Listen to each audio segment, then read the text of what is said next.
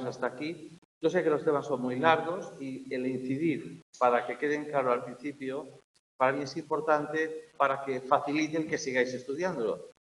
La diferencia es que si yo me centro mucho en el principio de la materia, lógicamente abarcaremos poco tiempo, pero esto es lo que hay. Es decir, las tutorías no son una clase magistral, entonces para pasar muy por encima de los conceptos y que prácticamente no sirva para nada, yo prefiero, bueno, pues que en algo os quede muy claro desde el principio. Bueno, esto lo explicamos el otro día y lo siguiente que habría que decir de la motivación. Pasa bien. Si se os ocurre algo que preguntar, por favor, levantad la mano y lo comentamos. Podéis participar mucho más si queréis. Ahora. Bueno, ¿cómo podríamos definir al final de cuentas qué es la motivación? La motivación es una herramienta de gestión para los psicólogos muy importante. Sin motivación no va a haber adherencia a ningún programa de trabajo.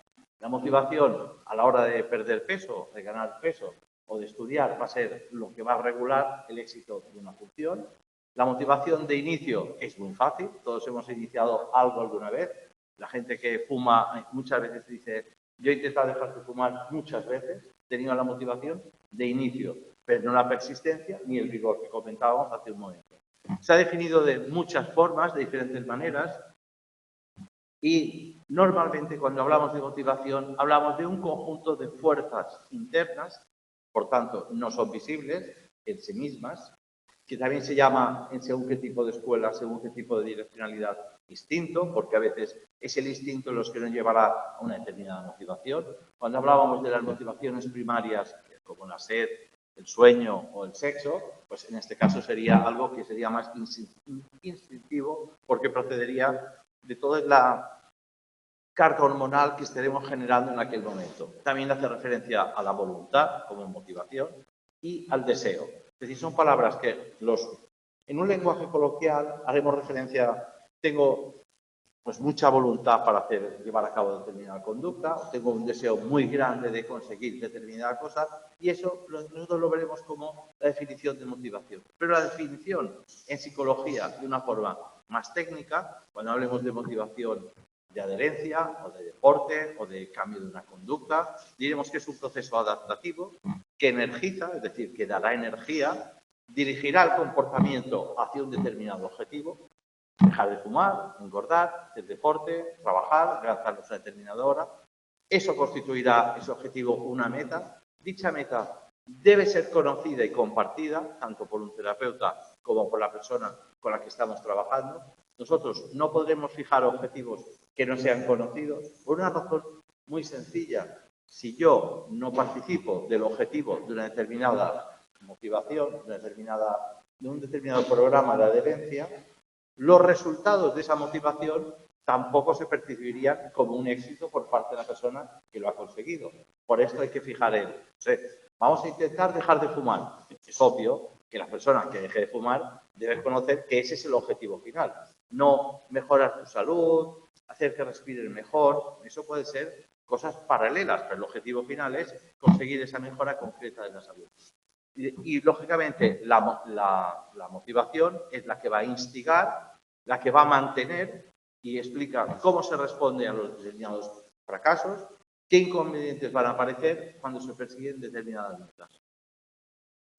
Dejar de hacer algo no es excesivamente complicado. Lo que realmente es difícil es mantenerlo mucho en el tiempo. Las personas que consumen sustancias, no es tan fácil decirles que los programas sirven para dejar de consumir, sino para dejar de consumir durante un tiempo, el mayor tiempo posible. Y si ese tiempo abarca toda nuestra vida, pues mucho mejor. Porque el solo hecho de restringir la conducta para siempre a alguien genera ansiedad. Si a uno le dicen, no vas a volver a ver nunca más tal persona, eso a nosotros nos genera ansiedad. Y esa ansiedad genera un aumento de la conducta. Entonces, es mucho más práctico decir, nosotros vamos a conseguir que durante un cierto tiempo usted no tenga esta conducta. O usted se levante pronto, o usted haga un determinado deporte. Vamos a ver cuánto tiempo somos capaces de estar así. y prevenir aquellas causas que pueden hacer que las personas tengan problemas para mantener ese tipo de conducta. Es decir, prevenir no que cuando se recaiga en algo haya un tratamiento, sino cuáles son las causas probables que pueden motivar el que aparezca una recaída, para que sean detectadas antes de la recaída, antes de que se produzca un craving. Entonces, eso sería un estudio bien hecho de la motivación para sostener durante mucho tiempo una determinada conducta de adherencia, por ejemplo, a dejar de consumir determinadas sustancias. No. Esto era lo de la proceso adaptativo, pero Sí. no solamente algo. Sí, el concepto adaptativo es un concepto darwiniano que viene de la adaptación de las especies al medio natural. Entonces, se supone que la motivación ha de ser adaptativa cuando mejora nuestra capacidad de supervivencia. La motivación de dejar una droga, pues aumentará nuestra esperanza de vida. Si nosotros vivimos más años, tenemos más probabilidades de reproducirnos o de enseñar una serie de habilidades culturales a la siguiente generación, lo cual será adaptativo. Inadaptativo sería no dejarlo. Entonces, la motivación pretende que nuestras circunstancias como especie o como individuos mejoren la adaptación al medio natural. Pues, hacer deporte pues, para tener mejor salud, estudiar para tener una mejor perspectiva de vida, más longevidad, tener más herramientas para vivir mejor, tener menos enfermedades, etcétera. Por esto se habla tanto de que la motivación es muy biológica y hay una que es primaria que es totalmente biológica, porque si tú no duermes, esa motivación que tienes de dormir te salva la vida. 3 días sin dormir prácticamente es morirse. Es muy difícil vivir más de 2 o 3 días sin dormir.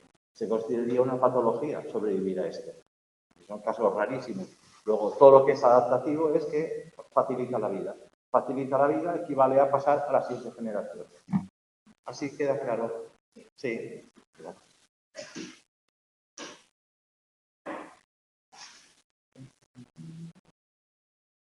Ah, pues perdonadme. No se oye esto. No se me escucha. Ah, vale. ¿Y se me ve? Teóricamente sí. Vale, pues podemos seguir. ¿Algo más?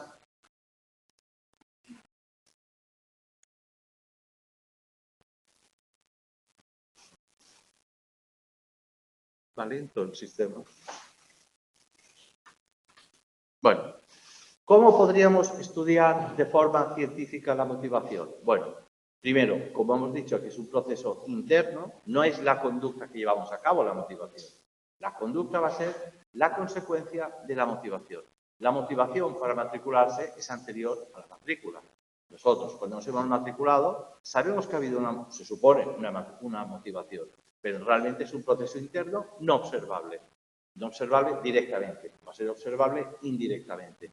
Y solo a través de aquellos sucesos que van a ser observables. Por ejemplo, ¿qué estímulos van a producir determinadas respuestas? Y por ello se establece el binomio ER, estímulo-respuesta. Si nosotros utilizamos determinado estímulo y analizamos determinada respuesta, podremos ver si aquel estímulo ha supuesto una motivación suficiente para llevar a cabo esa respuesta. Y la podemos medir experimentalmente de 3 maneras. 1, creando un estímulo o una situación estimular que sepamos que induce a un estado de motivación en un individuo. Por ejemplo, la privación de alimentos por un tiempo va a producir la motivación del hambre y la motivación del hambre va a suponer la búsqueda de una alimentación para quitarnos esta hambre. La publicidad, bueno, la publicidad podría ser un estímulo que hará que determinadas personas lo perciban como algo que activará una determinada motivación y generará pues, una matrícula o la adherencia a un determinado programa, a un gimnasio. Por otro lado, hay un tipo de respuestas que nosotros vamos a considerar relevantes que realiza el individuo y que supuestamente van a reflejar la motivación.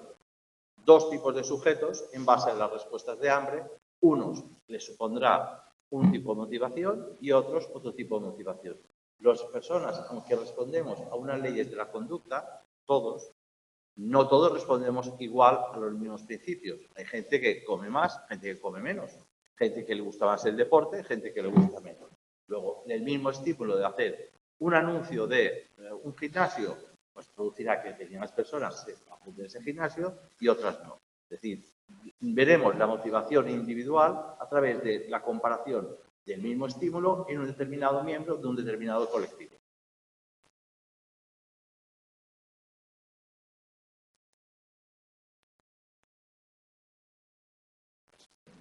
¿Va rápido esto?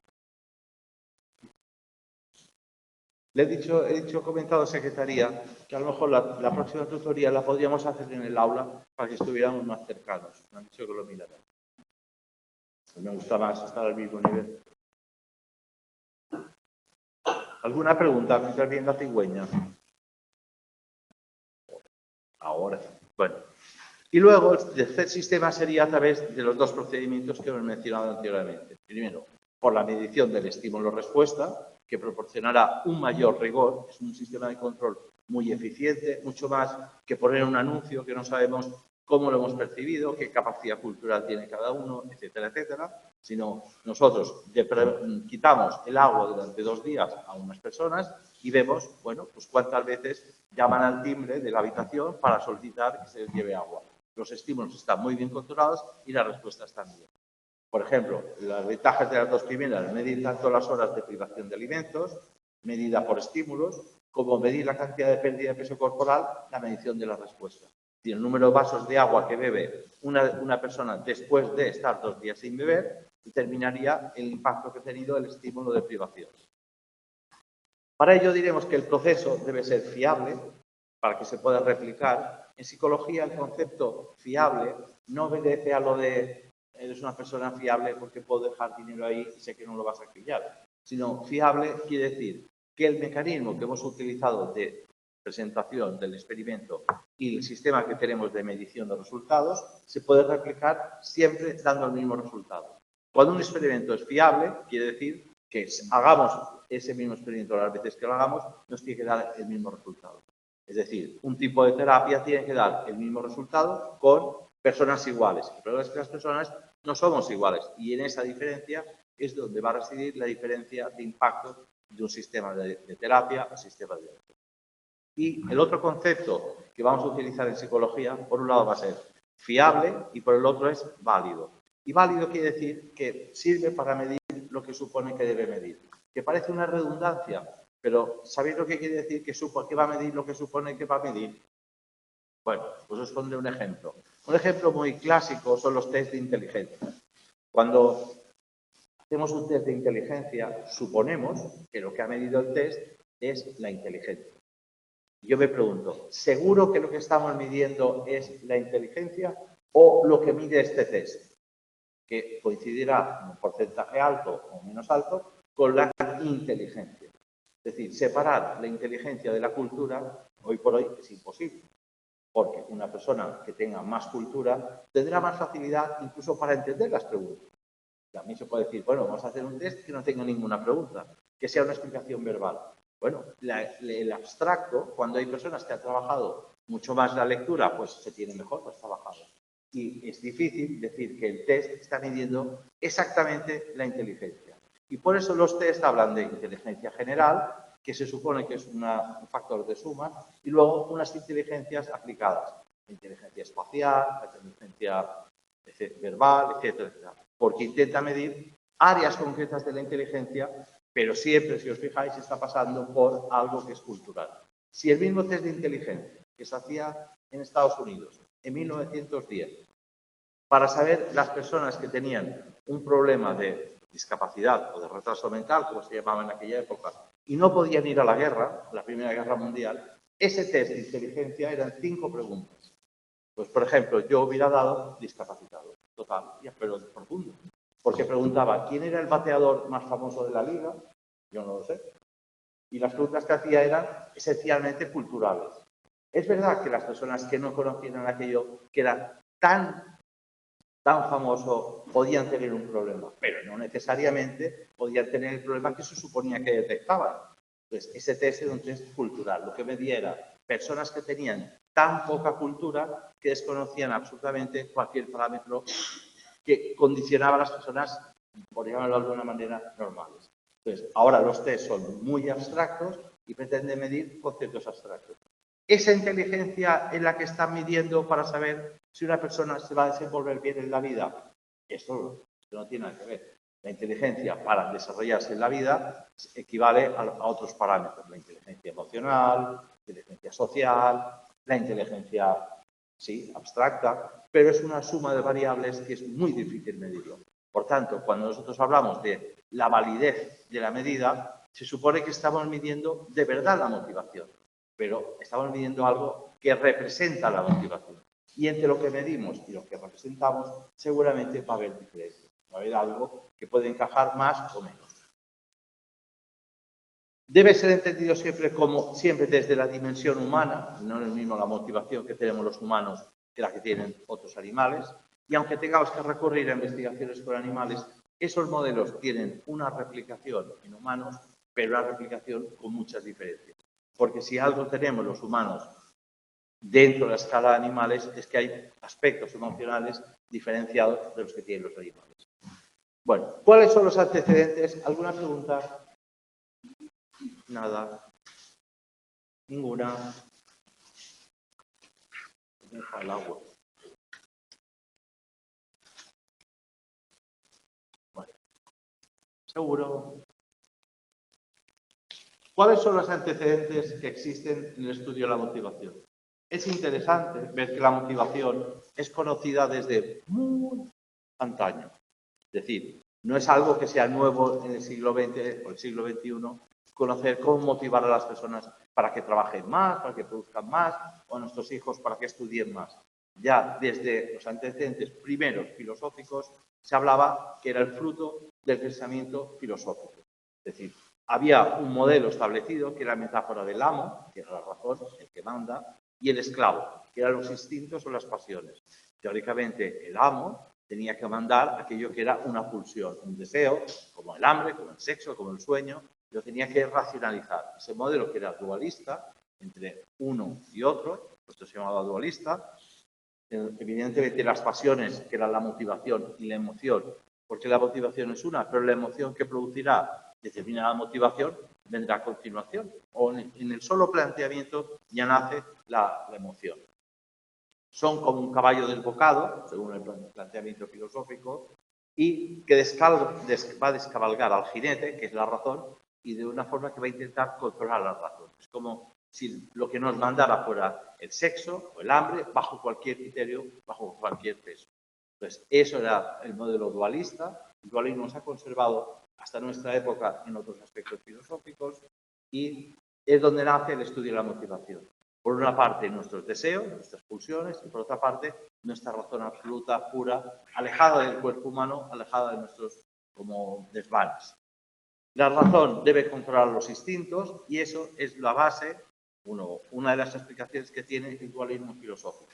El dualismo filosófico es el que se mantiene en el campo, por ejemplo, ahora de la medicina, cuando se habla de diagnóstico o tratamiento, la etiqueta medicación. Usted tiene depresión, usted tiene que tomar determinada medicación. Ese sistema dualista de ejes cartesianos es el que trabaja más la medicina generalista en este momento. Es un sistema dualista. El modelo de enfermedad y salud. El modelo de enfermo, persona sana. Como si las personas sanas tuvieran bienestar y los enfermos tuvieran malestar. Cuando la realidad es que es mucho más holístico. Desde el punto de vista de la psicología, se puede estar enfermo y estar bien. Se puede estar sano y estar muy mal. Es decir, es algo mucho más complejo que el sistema de salud clásico de si usted no tiene enfermedad, usted está bien. Si está bien, tiene que estar bien en todos los aspectos.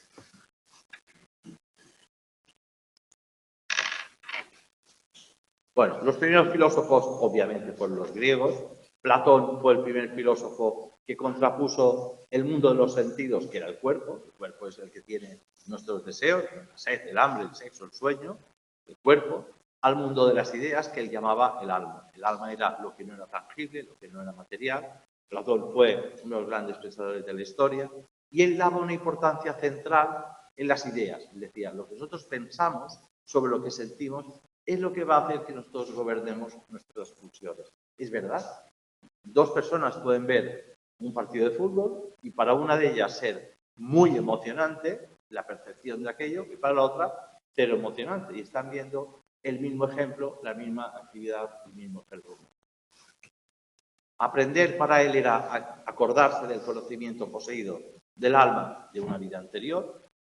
Consideraba que nosotros el alma era mutable, pasaba de persona a persona, y que lo que aprendíamos quedaba en esa alma grabado y que ahí donde se reprodujera estaría ese mismo tipo de aprendizaje. Bueno, de cierta manera era un poco la teoría hinduista de la reencarnación. No está tan lejos el hinduismo de todo lo que pensaba Platón. Y de hecho hay mucha gente que hoy en día lo sigue pensando, muy respetablemente. Platón señala al cielo en alusión al mundo de las ideas, no al cielo del que tenemos encima azul, no se refería a ese. Era una metáfora de lo que era tangible, material, y lo que era intangible, que era etéreo, que nosotros no lo podíamos ver. Para él eso era el cielo, y le decía, las ideas están allí contenidas y en algún momento van a pasar a nosotros a través del mundo de los sentidos, según cómo lo interpreten nuestras propias ideas. Bueno, no es ningún disparate lo que decía. Nosotros podíamos trasladarlo al siglo XXI mediante la información, la informática, la percepción, el aprendizaje, la cultura. Serían variables diferentes, pero que en cierta manera contendrían esa filosofía básica. Para él, y yo recomiendo a todos los psicólogos que lo lean, uno de los libros fundamentales era el mito de la caverna. El libro El mito de la caverna, supongo que muchos lo habréis leído, supongo que sí. ¿Aquí lo ha leído? Sí. Obviamente, mucha gente lo ha leído. Muy bien. Lo ha leído también. El mito de la caverna, ¿lo conocen? ¿Lo he oído decir alguna vez? Sí, supongo que sí. Bueno, es un libro que es conocido porque él establece una división entre el mundo de las cosas visibles, las materiales, que es el mundo sensible, el que podemos percibir a través de los sentidos, y otro que no se va a poder percibir por medio de los sentidos, el mundo que él llamaba inteligible, donde habitan las ideas. Esa representación, el mito de la caverna, es una conversación entre tres personas que hablaban dentro de una cueva, y estaban en el fondo de una cueva, y los tres tenían, su deseo era salir de esa oscuridad, salir de ese entorno cerrado, donde se tenía pues ganas de conocer cuál era el mundo de las ideas, qué era lo que había fuera. Entonces, cada uno cuando intentaba salir de esa oscuridad tenía que soportar el miedo de los otros. Evidentemente, el miedo de los otros es el miedo de uno mismo. Y como estaban siendo iluminados por una vela cuando se movían, las sombras que producían eran los supuestos fantasmas o seres malignos que les acosaban y que frenaban sus deseos para salir.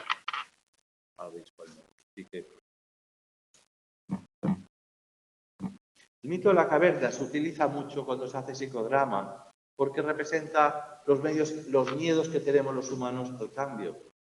El miedo al cambio, aunque nosotros lo veamos como algo, o deberíamos verlo como algo positivo, nos genera incertidumbre. A todos la incertidumbre nos fastidia bastante y nos genera muchas, no incapacidades, pero sí planteamientos de freno. Cuando la realidad es que nosotros los humanos, la incertidumbre, aun por malo que sea la noticia, vivimos mejor con el conocimiento que con la incertidumbre. Cuando alguien tiene una enfermedad o una dolencia y no sabe cuál es, se encuentra mejor cuando tiene el diagnóstico que cuando no lo sabe y solo lo supone. Es decir, es mejor saber siempre lo que se tiene que lo que no se tiene, porque el miedo es potenciador de la incertidumbre y del propio sufrimiento. Y es lo que decía, es que uno mismo bloquea su capacidad para salir de la oscuridad, conocer la cultura. En el fondo, lo que decían era ser libres, salir de la caverna. Suponía, como para tantas personas, pues un divorcio, un cambio de trabajo, un cambio de negocio, en fin, cambio de amistades, cambio de actividad. 1000 cambios que todos pensamos en algún momento de nuestras vidas, que lo frenamos por el principio de incertidumbre. El pensar, ¿y si va mal? ¿Y si haciendo un cambio estoy peor? ¿Y si el trabajo siguiente me gusta menos que este? ¿Y si estoy peor solo que acompañado, mal acompañado? Ese principio del y sí, que se utiliza mucho, o se utiliza no, se oye mucho en las consultas de psicología, y sí, es un cáncer en el pensamiento, es la oscuridad de la caverna, es lo que bloquea el que yo diga, bueno, ¿y si estoy mucho mejor? ¿Y si conozco a alguien que me hace feliz? ¿Y si en mi trabajo me desarrollo mejor? Porque los humanos, cuando juntamos incertidumbre, a ese y sí, que es un condicional, le ponemos lo negativo y es lo que hace que nosotros nos bloqueemos. Si cada vez que nosotros detectamos que en nuestro pensamiento utilizamos el y sí, o alguien nos dice, que va a estar más frecuente, y si haciendo esto es peor, habría que decir, hombre, yo lo que necesito es energía positiva para pensar que existe una posibilidad de estar mejor. Que es mejor a veces estar solo que mal acompañado. Y cualquier trabajo es difícil que sea peor el que tengo. Es más fácil que sea mejor estando mal que sea mejor que estando bien. Luego, si yo me planteo el cambiar es porque es más fácil que esté mejor que esté peor. Y sí, es un concepto a estudiar en la lógica del cerebro cuando se estudia el pensamiento, porque es una partícula que puede ser positiva, pero nosotros la tenemos instalada casi siempre en negativo. Y el detectarlo es fundamental para controlar la acción. Bueno, el siguiente filósofo que hubo en Grecia, que hablaba... psicodrama es la escenificación de las ideas a través del teatro. Y el manifestar, pues, una tragedia griega como el mito de la caverna, representar el miedo, la oscuridad o el miedo a la cultura. En el fondo, representarlo a través de personajes en los que el auditorio se ve identificado en su propia vida, en su propia cultura. Aristóteles, después de Platón, se interesó por el mundo de los sentidos. Dentro del dualismo, pero pensaba cómo sentimos, qué percepción tenemos, cómo lo interiorizamos, cómo trasladamos lo que perciben nuestros sentidos, la vista, el oído, el tacto, al mundo de las ideas. Y decía, evidentemente, si nosotros todo lo estamos percibiendo a través del mundo de los sentidos, nosotros vamos a aprender a través de la experiencia. Si yo no tengo ningún contacto con el exterior, no aprenderé nada. Y que las ideas eran conceptos creados por nosotros, es cierto. ¿Cuántas veces se nos ha dicho algo que lo hemos entendido mal? Luego nosotros no trasladamos las ideas como las percibimos directamente a nuestra cabeza. Nosotros las filtramos, las trabajamos y las codificamos de otra forma. Aquel experimento que seguro que habéis hecho en el colegio de por aquí me han dicho y por aquí he dicho. Supongo que lo ha hecho todo el mundo, este experimento con lo de los niños. Exacto. Pues sorprende que en 20 personas el mensaje que se transmite lo tiene, pero absolutamente nada que ver con el primero que se ha dicho. Lo que quiere decir en que cada transmisión de una frase hay una pequeña modificación. Bueno, pues pensarlo a nivel global. Todo lo que nosotros percibimos lo tenemos que analizar y crear de alguna manera dentro de nuestra propia inteligencia, de nuestro propio cerebro. La idea que provocó la controversia herencia-experiencia fue esa, en el momento en que si nosotros somos lo que hemos heredado o somos lo que hemos aprendido. Eso que también es un sistema dual de referencia. Somos herencia, somos experiencia. ¿Qué parte de nuestra inteligencia es herencia? ¿Qué parte de nuestra personalidad es herencia? ¿Qué parte de nuestra forma de entender la cultura va a ser fruto de nuestra experiencia o de nuestra herencia? ¿Qué parte de nosotros somos herencia? ¿Qué parte de nosotros es un aprendizaje? Porque al final, cuando hablamos de experiencias, estamos hablando de aprendizaje. ¿Qué parte hemos aprendido? ¿Con qué parte veníamos aquí? Hay la misma diferencia, decía él, entre un sabio y un ignorante, que entre un hombre vivo y un cadáver. Es decir, para él todo era una construcción a través de los sentidos. La diferencia que había es que un ser vivo era el que podía sentir y un cadáver, evidentemente, ya no podía sentir. Él decía que el alma es libre, es decir, el pensamiento, que lo que se identificaba con el alma, es libre, somos libres pensando. La cárcel se puede ser libre, según esta forma de entenderlo, y que existe en todos los humanos ese tipo de alma, ese tipo de pensamiento. Es decir, él enfocaba su filosofía hacia el animismo. El animismo va a ser esa corriente filosófica que va a entender que tenemos algo más que lo material, algo espiritual, llámale alma, llámale psique. Se opone al determinismo Aristóteles. Aristóteles no era un determinista. Los deterministas creen, como podéis imaginaros, que todo está condicionado y determinado, y que nosotros podemos hacer poco sobre este determinismo que está como programado. Usted, cuando nace, está determinado a ser tal cosa, o a vivir tantos años, o a ser feliz o a ser infeliz. Es verdad que en algo tiene razón.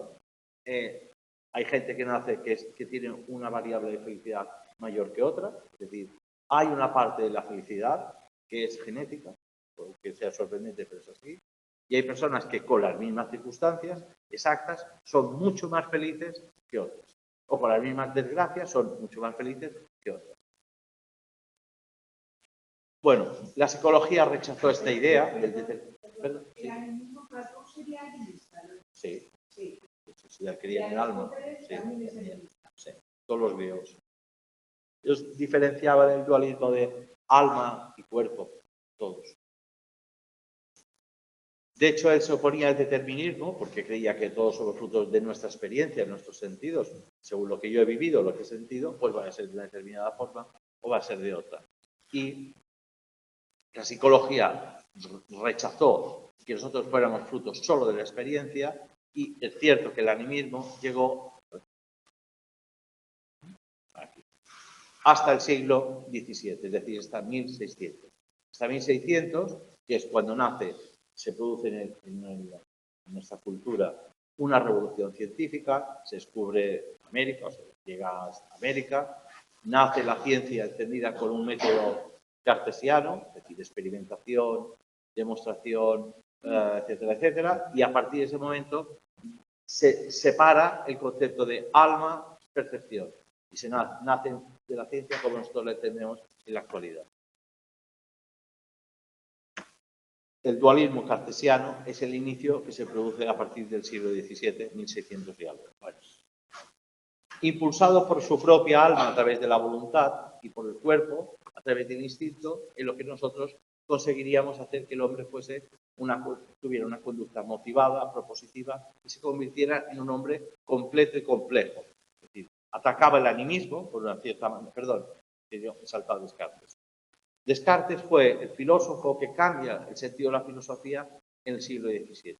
Descartes entendió el sistema de referencia dualista, de los ejes, entendió que la conducta es fruto de un alma libre, irracional, es decir, nosotros podíamos, con independencia de nuestros sentidos, pensar de una determinada forma. De la otra forma, era mucho más determinista.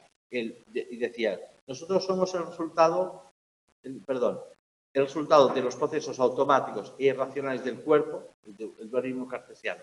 Él separaba lo que era racional de lo que era irracional, lo que era el cuerpo de lo que era el alma, y podía manejar el pensamiento de las personas de acuerdo a cómo nosotros enfocábamos nuestra propia vida. De la otra forma, según cómo sentíamos, estábamos condicionados a pensar de una determinada manera. Descartes pensaba, impulsado que por su propia alma, a través de la voluntad, y por el cuerpo a través del instinto, por esto él atacaba el animismo y defendía el... Qué mal veo. ¿Eso tiene una palabra? Pero Descartes no defiende el determinismo, tampoco. Defendía el mecanicismo, él. Mecanicismo. El mecanicismo. Él decía, su sistema de referencia era mecanicista. Él decía, si usted hace determinada cosa, va a tener determinada consecuencia. Si usted percibe aquello, va a pensar de una determinada manera. Pero lo que atribuía era la capacidad de elegir lo que usted quería percibir. De la otra forma, estábamos determinados por qué vamos a percibir. No era voluntad. Y él decía, no, la voluntad, la filosofía de Descartes tiene una base mucho más religiosa. Por cuanto, por una parte, él dice, el hombre es libre para decidir, él creía en la libertad y en el libre albedrío, pero decidir correctamente era decidir como pensaba, como quería Dios que pensara. En cierta manera era determinista, él decía, eso no sería elegir bien, pero usted tiene la capacidad para obrar bien o obrar mal.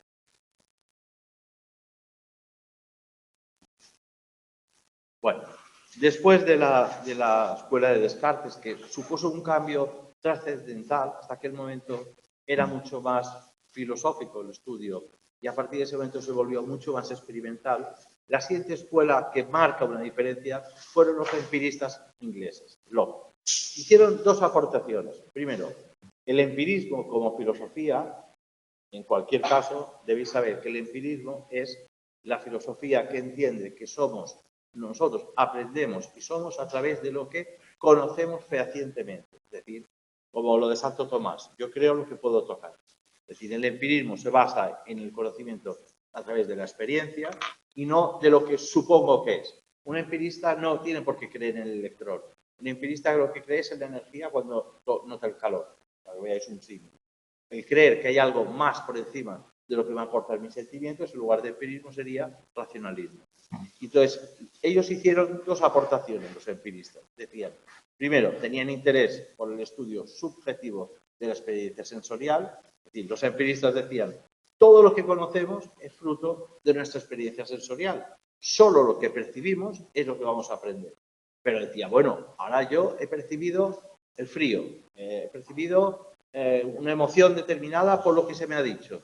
Pero a partir de eso, ¿cómo trabajo las emociones después de las sensaciones? Decía, las ideas son unidades elementales en la mente. Por tanto, decían que por esto se llamaba que era un pensamiento asociacionista.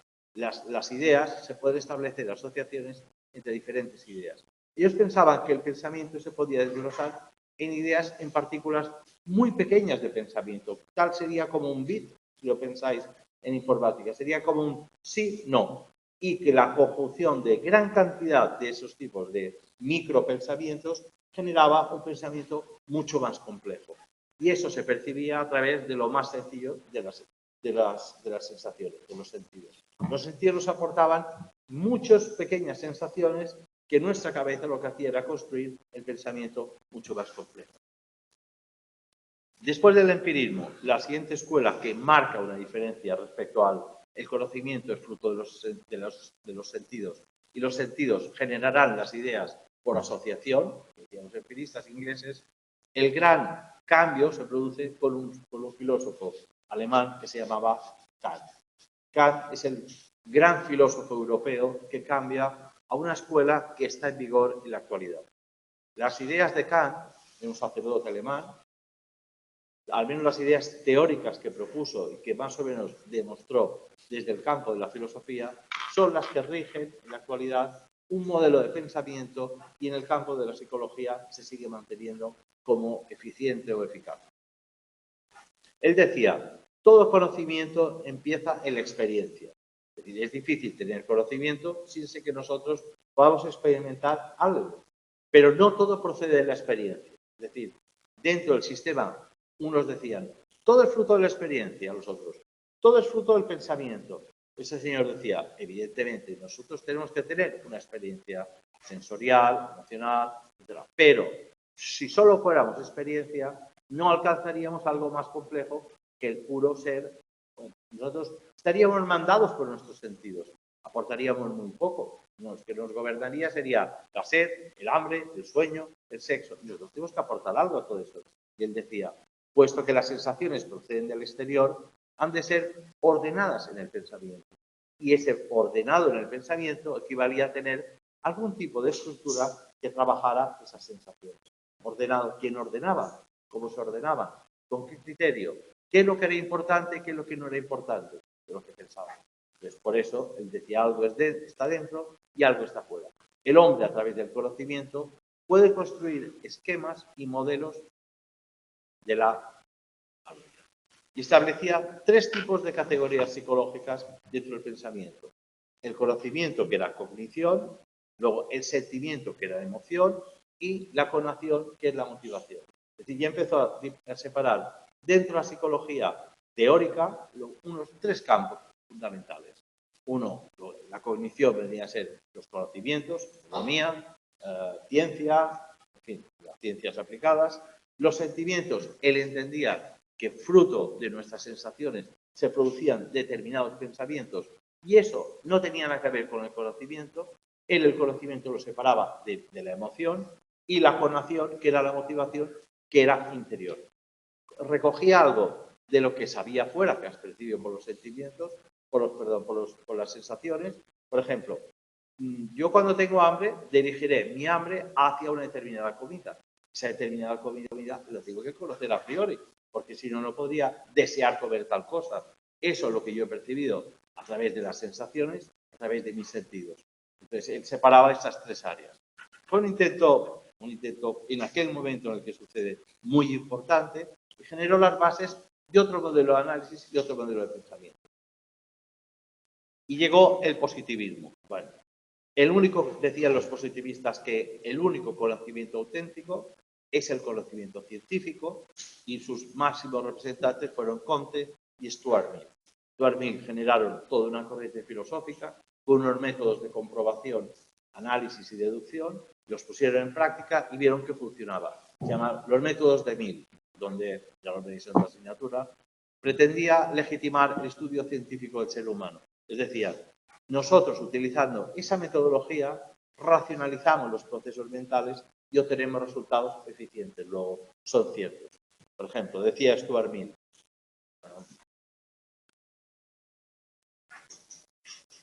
déjame pensar un ejemplo de los métodos. Bueno, Stuart Mill hablaba mucho de los contratos sociales. Los contratos sociales eran aquellos contratos que establecíamos las personas en nuestras relaciones sociales, pero no contratos firmados en un papel con nombre y apellido, sino, bueno, con aquel amigo mío, con aquella amiga mía, ustedes, ¿qué tipo de relación social establecen? Y él decía, los contratos sociales contienen dos tipos de cláusulas, las cláusulas explícitas y las cláusulas implícitas. ¿Sabéis la diferencia entre una cosa explícita y una implícita? ¿Alguien la quiere decir? ¿Tú? Bueno, lo explícito es aquello que se puede transcribir de forma eficiente. Por ejemplo, en un contrato matrimonial, un contrato que sea civil, lo explícito sería el nombre de las personas que están casadas, el domicilio cuál es, las obligaciones de cuidarse, darse salud, etcétera, el sostenimiento de la familia. Son cláusulas explícitas porque pueden controlarse o medirse. No, una cláusula explícita no va a ser poner no me robarás o no te llevarás los muebles, porque esto se supone. Pues eso se supone es la cláusula implícita. Las cláusulas implícitas son aquellas que están, no hace falta decirlas de ninguna manera. Son las que cuando contrato a alguien no le digo fírmame un contrato, firma las últimas cláusulas, las que dice no robarás los muebles de la oficina, no me robarás de la caja, no gastarás mi gasolina. ¿Por qué? Porque es implícito que eso no lo vas a hacer. En las relaciones humanas pasa lo mismo. Hay cosas que no se dicen, pero están implícitas. La buena relación. Cuando en una relación social de dos personas se rompe, las cláusulas que se rompen no son las explícitas, porque son muy evidentes. Si tú no vas a dormir, te irías a tu casa, supongo que alguien se planteará que dónde estás. Es evidente que has roto una de las cláusulas de forma fulminante. Pero las implícitas son sutiles. Entonces son las que van cambiando de forma que a veces no se percibe muy bien. Y cada uno las va reescribiendo en su cabeza de forma diferente. Cuando esas implícitas alcanzan una explícita, entonces se produce la ruptura de una pareja. ¿Lo habéis entendido?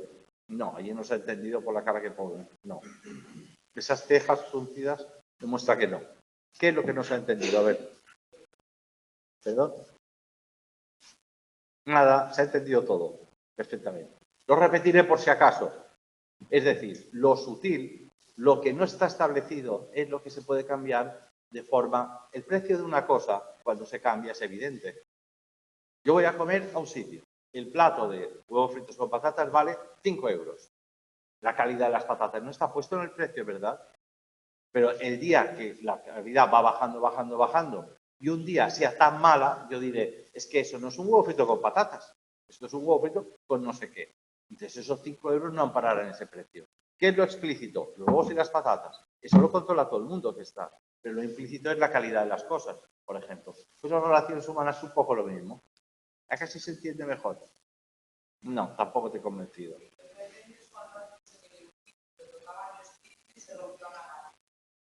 Claro, porque lo implícito va cambiando hasta que rompe lo explícito, es decir, no son patatas. Y cuando uno se da cuenta que es que no duermes en casa, si no es que trabajes mucho, si es que no vienes a dormir. Entonces, rompes una cláusula explícita y eso produce la rotura del contrato social. Así, también. Bueno, pues eso sería un ejemplo del conocimiento científico aplicado por los métodos de Stuart Mill. No que sea al uso. Él utilizaba un esquema de razonamiento que decía, para que nosotros respiremos tiene que haber oxígeno, pulmones y sangre. Si nosotros hay cosas que son, las tres son imprescindibles, con dos no podemos respirar, entonces establecían modelos de razonamiento científico. Pero en nuestro uso corriente, los modelos de razonamiento se pueden aplicar exactamente igual a la conducta humana.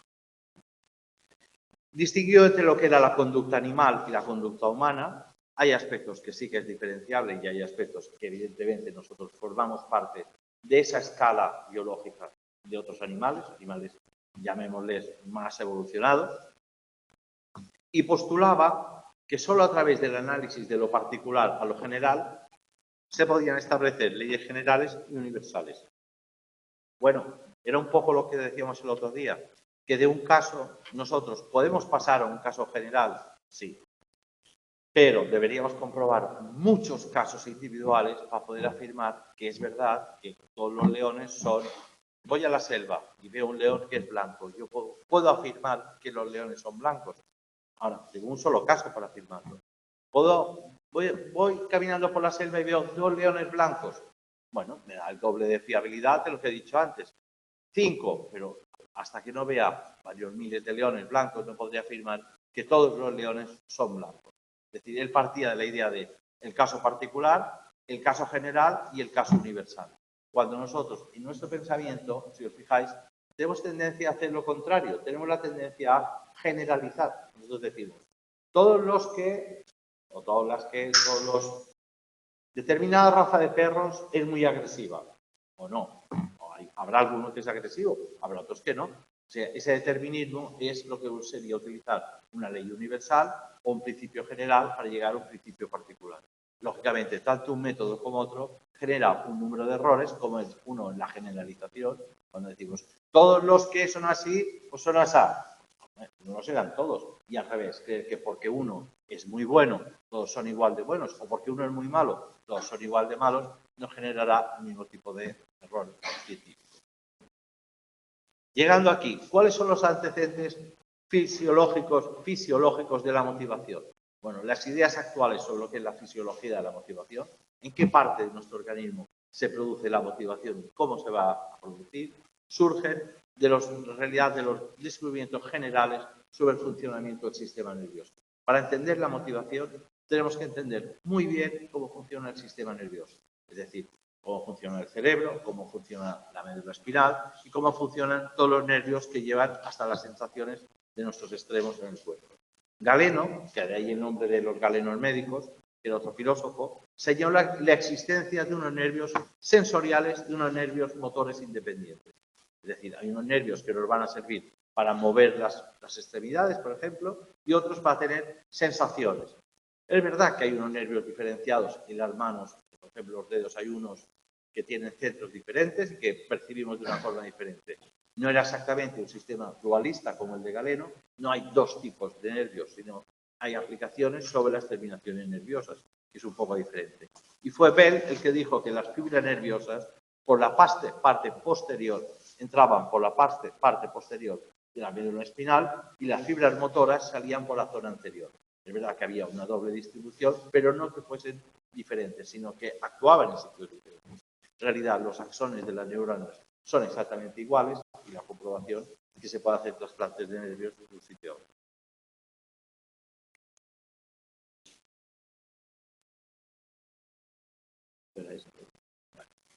Alguien, supongo que alguna vez en su vida ha intentado, por suerte o por desgracia, chafar una cucaracha con el pie.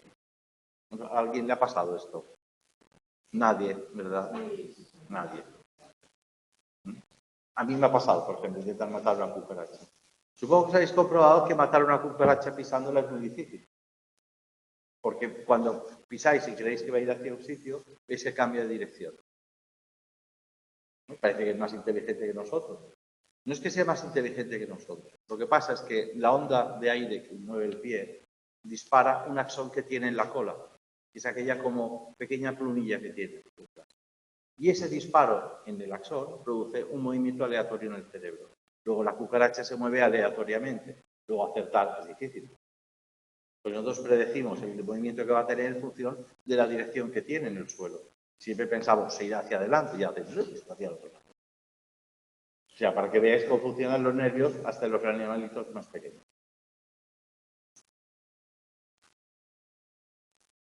pero saldrá más adelante porque yo tengo los temas desordenados. No, no se necesita el libro, se necesita el enlace que hay en el libro para hacer la fe. Bueno, seguimos. Es curioso lo de la cucaracha, ¿eh? Muy curioso. Bueno, según Müller, pero es difícil porque a veces... Sí. Sí. Exacto. Ese es el método. ¿Vale? Es que el método es fingir que la vas a pisar, lanzar la onda de aire, ella se mueve y se para. Entonces el axón queda descargado y en ese espacio de tiempo que tiene que recargarse la neurona, no se puede mover. Entonces es muy sencillo. Pero claro, hay que saber el truco, hay que moverla sin quererla coger. Entonces hace y se para. Es verdad, es curioso. Los calamares y las sepias tienen un mecanismo parecido. Cuando se disparan, puedes prever no puedes prever hacia dónde van a ir. Pero si dejas que se vayan, luego se quedan parados. Las diferentes fibras nerviosas que tenemos van a transmitir diferentes tipos de información al organismo. Actualmente eso, según decía Morel, ya está modificado porque sabemos que diferentes áreas del cerebro manifiestan diferentes cualidades del mismo tipo. Antes se creía que el cerebro estaba formado por zonas, que cada zona tenía una terminación nerviosa y que aquella terminación nerviosa marcaba aquella zona del cerebro. Es verdad que hay zonas del cerebro que están más especializadas, los movimientos finos de los dedos para tocar el piano están localizados en la zona terciaria motora, pero también es verdad que allí está localizado la forma como nosotros pronunciaremos las palabras, porque las zonas del cerebro están implicadas, están unidas todas de alguna manera en una red neuronal. Será más trabajada una zona por un tipo de sensación o de emoción o de pensamiento, pero no es verdad que eliminando una zona solo eliminemos una zona determinada, sino probablemente afectaría diferentes zonas. Un mismo tipo de energía puede ser sentido como un color o como un sonido, por ejemplo, en función de su punto de incidencia cerebral. Por esto, las operaciones cerebrales en muchos casos se hacen con el paciente despierto. Primero, porque el dolor no se siente en el cerebro porque no hay terminaciones nerviosas y solo tocando determinadas zonas se ve la afectación que va a tener con la cirugía en esas zonas que se va a trabajar. Bueno, lo dejaremos aquí para no agotaros más. ¿Alguna pregunta, por favor? ¿Alguna pregunta?